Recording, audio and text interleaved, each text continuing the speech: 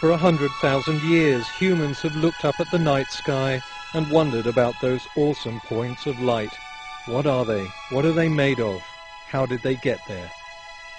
They didn't have the technology to find out, so they guessed that magical beings had created it all. If you prefer making wild guesses instead of using observation, measurement and calculation, then here's a sealed box. Spend the next 10 minutes guessing what's inside and come back again at the end of this video.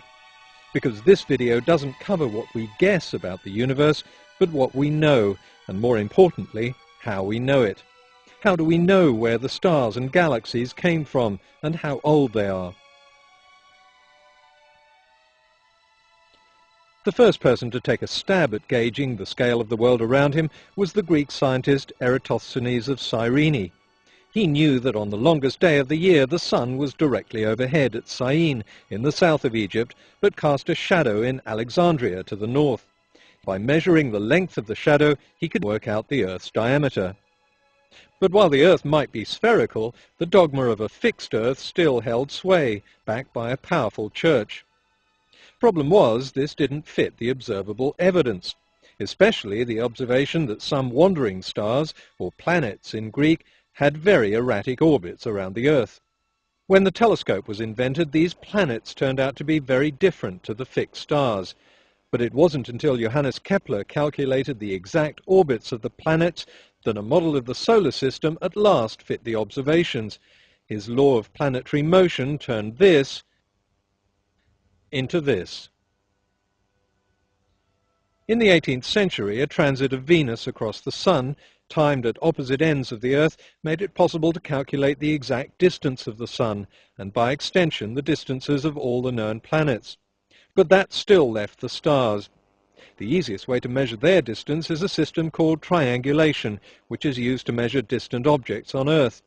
With stars, the baseline is the Earth's orbit around the Sun. Take an angle measurement here, and 6 months later here, and just do the math. This principle was known in the 17th century, but their instruments simply weren't accurate enough to measure such a tiny angle. But in 1838 the technology had caught up. The Prussian astronomer Bessel found that the binary star 61 Cygni was an astounding 60 trillion miles away. It was a distance so huge that it had to be measured in terms of the number of years it took light to cross it, 10.3 light years.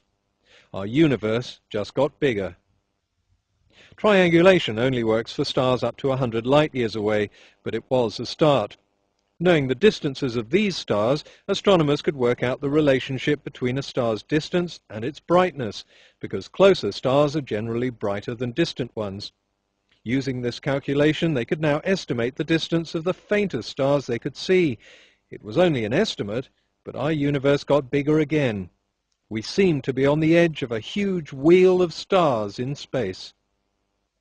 While the brightness of a star gives us an estimate of its distance, confirmation comes in another trick of triangulation. In 1987, a star was seen to explode inside our galaxy. The exploding star is called a supernova, and it's very bright. As it happened, this particular supernova was surrounded by a huge gas cloud far out into space.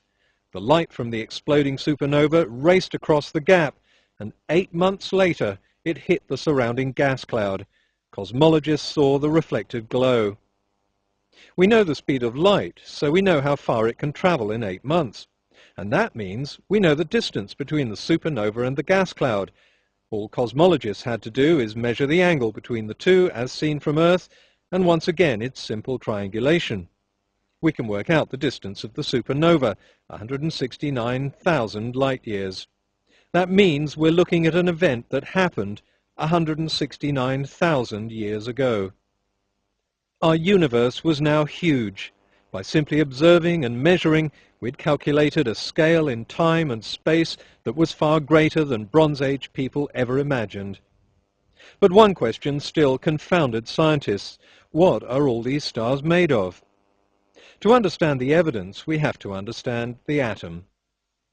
There are around 92 different types of atom, known as elements. They differ in the number of electrons, protons, and neutrons they have. When an atom emits light, it absorbs the light of particular wavelengths. Each element absorbs a different set of wavelengths. We can see these absorption patterns as lines when we look through an instrument called a spectroscope. This one shows the spectral lines of three elements that were very familiar to early 19th century scientists: hydrogen, lithium, and oxygen. But when the French astronomer Pierre Janssen pointed a spectroscope at the Sun in 1868, he found a set of spectral lines no one had ever seen before. It was a completely unknown element. He called it helium, after the Greek word helios, the sun. The new element also showed up in stars, along with another abundant element, hydrogen. Inside this tightly bound universe, which they called the galaxy, astronomers could see strange swirling clouds through their telescopes. Some astronomers thought these could be other galaxies just like our own. In 1917, a supernova was seen to explode inside a cloud called Andromeda. Supernovae are usually very bright, but this one was quite faint.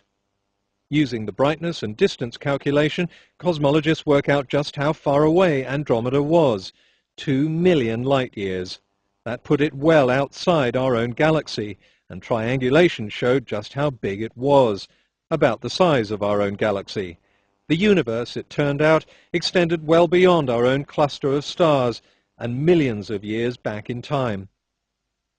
American astronomer Edwin Hubble soon discovered that other galaxies were even further away. He also confirmed an observation that they were all moving away from us at incredible speed. Those furthest away were going the fastest. In other words, our universe was expanding, as if we were caught up in a huge explosion. How do we know this? I'll explain with a more prosaic example. When you watch a car speed past, sounding its horn, the pitch seems to change. As it's coming towards you, the sound waves are bunched up, so the horn seems to have a high pitch.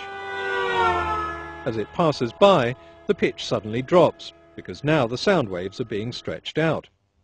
This is called the Doppler effect. Just by measuring the change in pitch, an observer can calculate the speed of the car, and whether it's coming towards him or moving away.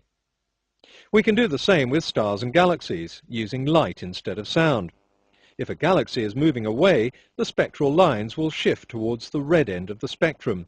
The opposite happens if a galaxy is coming closer. They move towards the blue end. So cosmologists could not only calculate which direction the galaxies are moving, but also their speed. If we reverse the course of these galaxies and wind the film back, space itself contracts back to a single point just under 14 billion years ago. The start of this expansion is called the Big Bang. That's as far as we've got so far in our understanding of the scale and time span of the universe. Research is now continuing to discover what happened before the Big Bang. Now let's come back to that sealed box. To the people who decided to skip the video in order to speculate on the contents, have you figured out what's inside yet? Of course not. Sitting in an armchair and making wild guesses tells you nothing. You're really no better off than the Bronze Age farmers who looked up at the stars and tried to guess what they were. Just because the Big Bang is the current extent of our knowledge doesn't mean we've reached the end of the story. Every time in history people thought they knew the scale of the universe, they've always been proved wrong. To me, the real story of the universe is way more interesting than myths and fairy tales. For 100,000 years, humans have stared up at the same night sky and wondered. We are the first people in human history not to wonder, not to guess, but to know.